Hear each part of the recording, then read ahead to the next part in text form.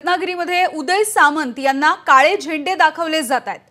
मंत्री उदय सामंत यांना काळे झेंडे दाखवल्याचा प्रकार घडलेला आहे। ही काही दृश्य आपण बघतोय रत्नागिरीमधली। काळे झेंडे घेऊन हे काही आंदोलक इथे जमलेले आहेत। वक्फ बोर्डाच्या कार्यालयाच्या उद्घाटनावरून हा वाद निर्माण झाल्याचं कळतंय। रत्नागिरीमधली आताची ही महत्त्वाची बातमी आपण बघतोय। मंत्री उदय सामंत यांना काळे झेंडे दाखवण्यासाठी हे सगळे लोक इथे जमले। वक्फ बोर्डाच्या कार्यालयाच्या उद्घाटनावरून हा वाद झालाय।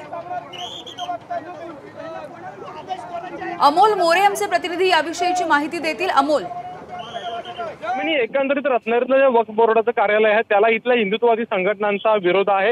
अर्थात भाजपचे जिल्हाध्यक्ष आहेत त्यांच्याकडून देखील या संदर्भातले काही स्टेटमेंट जे आहेत ते मागच्या काही दिवसांमध्ये केली होती।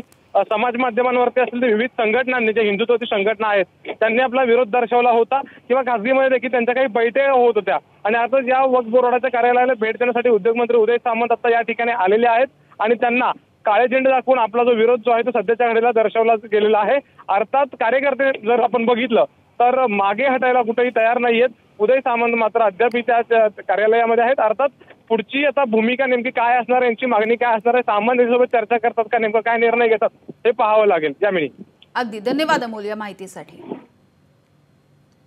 तर सध्याची रत्नागिरीमधली ही दृश्य आपण बघतोय। मंत्री उदय सामंत यांना काळे झेंडे दाखवण्यासाठी हे सगळे आंदोलक एकवटले आहेत। एबीपी माझा, उघडा डोळे बघा नीट।